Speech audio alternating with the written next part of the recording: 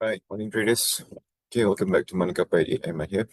Right, so looking at the S&P 500, well, it slipped modestly at Wednesday's close, driven by, I think, raising concern around the bank credit quality and also the weaker than expected earnings among some of the large names, right? So the market, I think, appear to be uh, take a breather after its recent runs, especially after investors' concern on the US-China trade relation as well, right? So we view that this is a pullback. And from the technical side of things, I think index are now bouncing off the 6,700 points level and may potentially uh, climbing back up to 6,800 points, pending fresh catalysts, which investors are now waiting for some upcoming earnings report, right? So, yeah, looking at the China E50 index futures, right, ended higher on yesterday's, gaining on optimism that US-China trade friction may be easing, right? So, with the foreign investors' interest returning and also large cap flows improving. So I think the rebound looks sentiment driven and also potentially sustainable in the short term.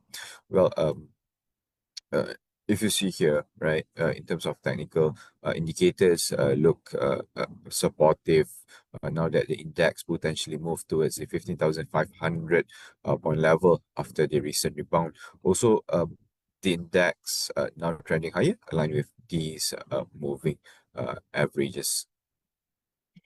So, as for the WTI futures, well, it tick higher at closing, right? But the broader picture remains cautious. I think the US is poised to buy more for its reserve, which offers some support. However, analysts are pointing to an average price of I think around 55, 56 level by year end, amid oversupply and also subdued demand. So now, if you look at the charts here, it is still trending below moving average, and it is still trending within its downtrend channel. So uh, after the rebound, right, we expect to see another leg towards this 55 support level. So coming back to Malaysia, KLI, well, it slipped around 0.9% yesterday to close at 16.08 points. I think as profit taking kick in and also the regional market weigh on the sentiment. So the increase, I think the increase in Malaysia's inflation data, it is adding caution around the interest rate expectation and also the global trade jitters are coming investors on. I mean, are keeping investors uh uh at sideline, right, on sideline. So we view this move as a consolidation, but remains cautious on at this juncture. So we still have a long position in our report, expecting for the immediate rebound in a couple of sessions ahead.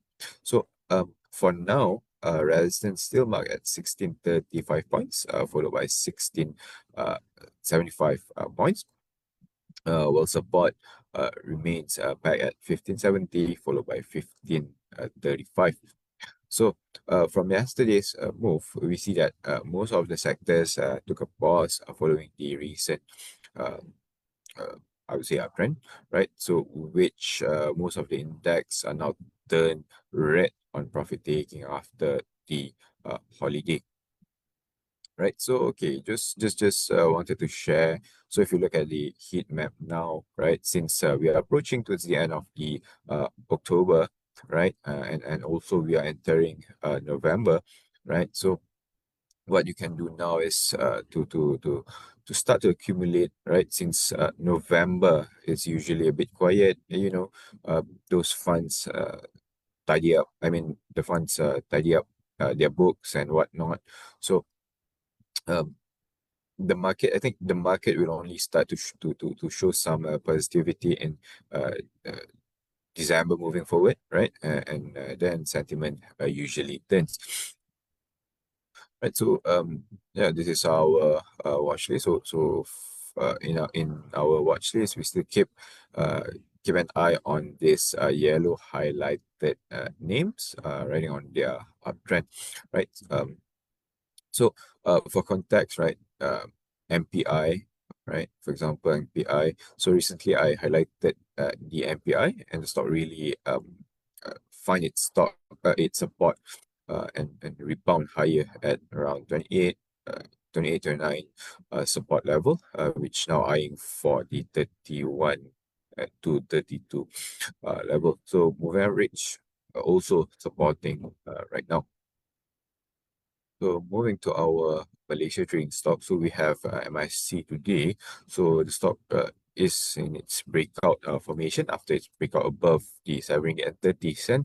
So with that, we expect the momentum to remain steady and the stock able to climb higher to test the next resistance at 7.60 ringgit, followed by 7.80 ringgit. So if the stock breach below 7.10 support, this might signals further pullback.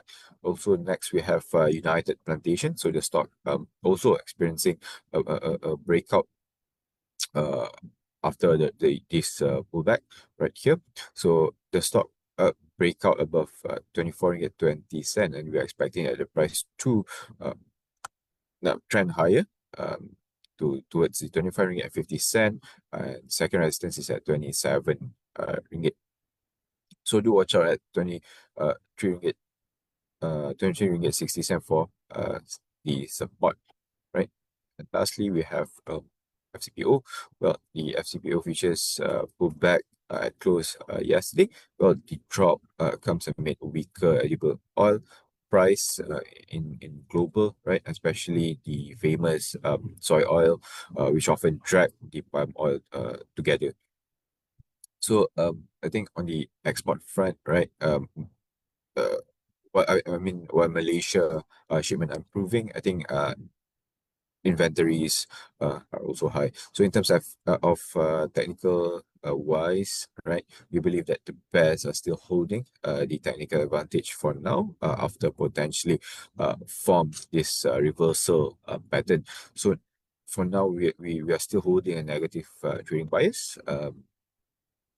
Aiming for the support of 4,350, followed by 4,250, and our stop loss remains at 4,600. Right, so I'll stop here and pass the floor to Iftaar. Thanks, everyone.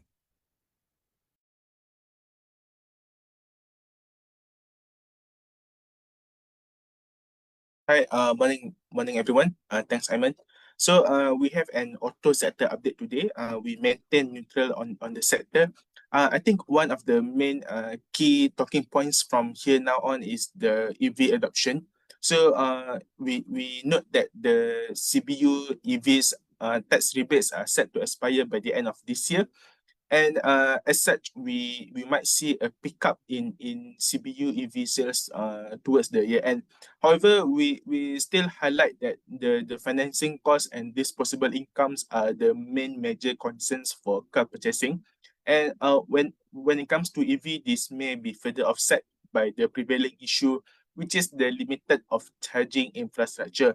And also, come next year, we might also see a price increase for CBU EVs, and based on our conversation with the industry players, they are expecting a 15 to 30% price increase. So on September, TIV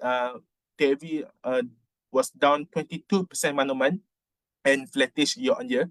And this brings the year-to-date TIV numbers to just below 580,000, which is down 3% year-on-year. And this TIV also came in above our initial estimates, making up 79% of our full year forecast. So the Manoman decline was largely driven by the national car brands, which are Produa and Proton. Moving forward, we are expecting for Q25 TIV to rebound, as this is usually the case for the past few years, as car makers will be pushing their car sales deliveries towards the year end. So as such, we lift our TIV assumptions by 9% to 795,000 from 730,000 units. And this implies a 3% year-on-year drop compared to 2024. We, however, maintain our neutral stance on the sector as we believe that there are no near-term rewriting catalyst for the sector, and also we remain cautious on the intensifying competition within the non-national segment. Yep. So I'll stop here and I'll pass on to the next speaker. Thank you.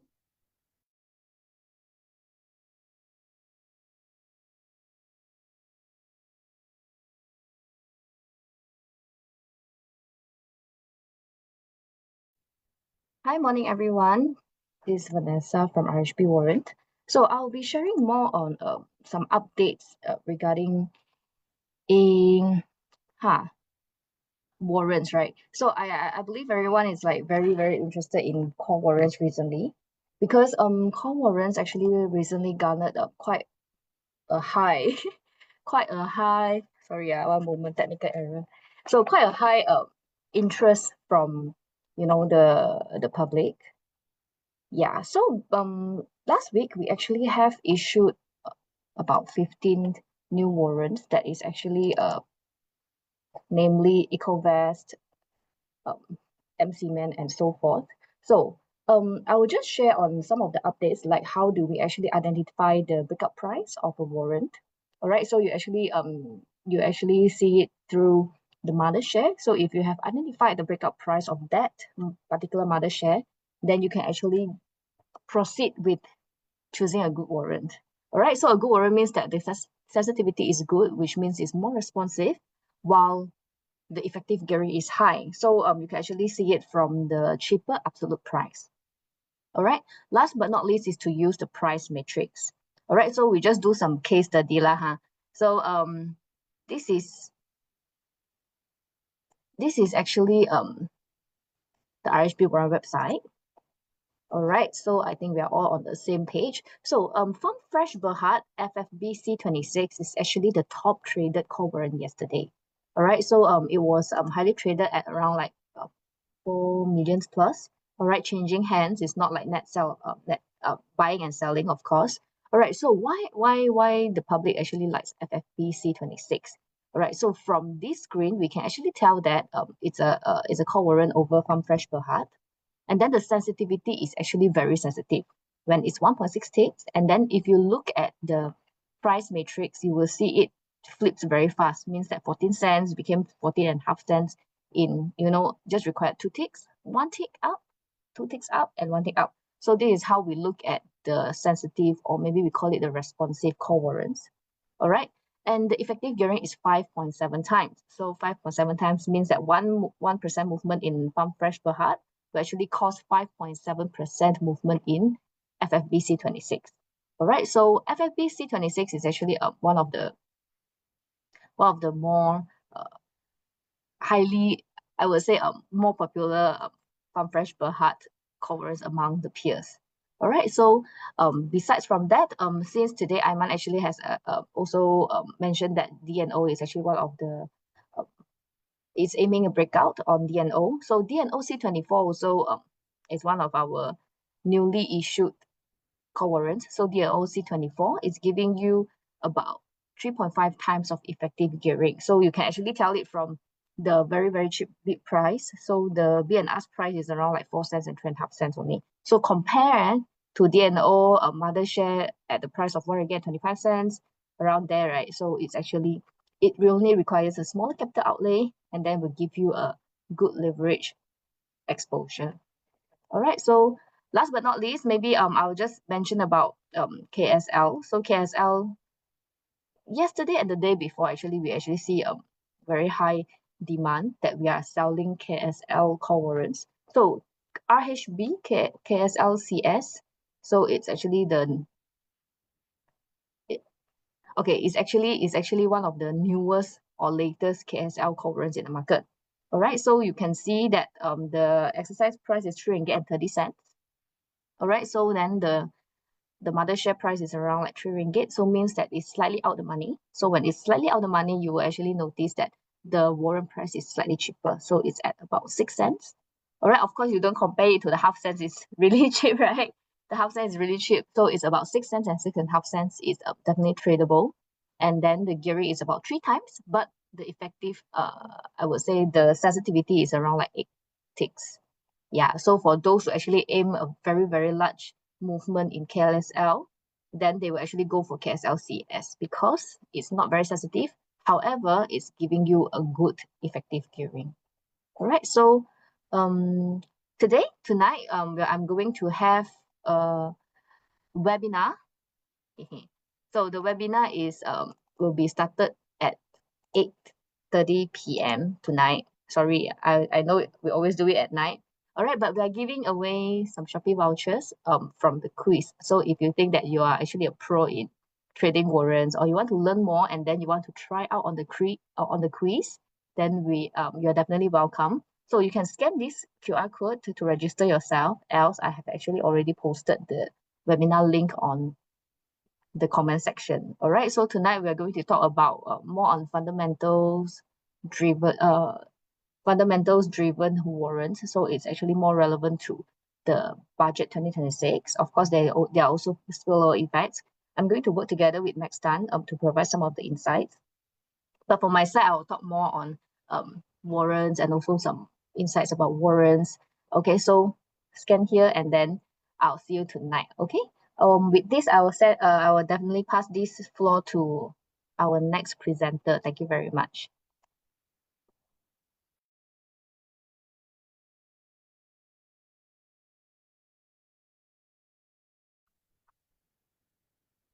Hi, morning. Let me continue with a results preview note on EcoShop. We are downgrading our recommendation from buy to neutral with a higher target price of 1 ringgit 63 cent. EcoShop will be releasing its first quarter results tomorrow on 24th August. We are estimating the core earnings to come in at between 54 to 58 million. This will be largely in line with our forecast and the seasonal pattern as well, whereby second half of their financial year ending May is typically stronger, driven by both Chinese New Year and Raya, which fall in their second half of their financial year. Also to note that first quarter will reflect the full impact of the price increase, which took place in mid-April. And to recap, fourth quarter FY25 saw an SSSG dip of 8% after the price increase, and that has only reflected a half quarter impact. But in return, we also saw a very strong gross margin expansion by 4.7 percentage point. So with first quarter going to reflect the full impact, we may see a more sensitive same-store sales growth reaction. But this time around, the gross margin expansion may be a bit milder or muted, considering that they have embarked on this summer Bantu sales campaign sometime in July to bring the prices of their F&B products down to 2 ringgit 40 cent, and F&B products account for about 37% of their total sales. Secondly, on SARA, given the higher budget location for SARA program under budget 2026 and the rising traction of this program as a popular fiscal support tool, we believe EcoShop will be committed to develop this channel further. As of fourth quarter, they have about 160 outlets being activated for SARA out of their total 371 stores. And management is looking to add more going forward, given that there will be the strong traction with this program, and there will be more location for this program. So this will be a good channel for them to continue to expand on. And hence we are raising our FY27 and 28 earnings by 4%, as we expect a more significant contribution from SARA once the network size becomes more prominent and consumer awareness on EcoShop is also a panel becomes stronger as well. Correspondingly, after the earnings upgrade, we raised our target price to RM1.63. This will imply a 33 times forward PE, but we downgrade the stock to neutral after the strong strong share price rally recently. We believe valuation is fair, and we recommend to accumulate on share price weakness, if any, going forward. So that's it from me on EcoShop, and that's all the reports we have for today. Thank you so much for dialing in this morning. Happy trading, and we look forward to seeing you again in the next morning kappa at 8. Thank you once again. Goodbye.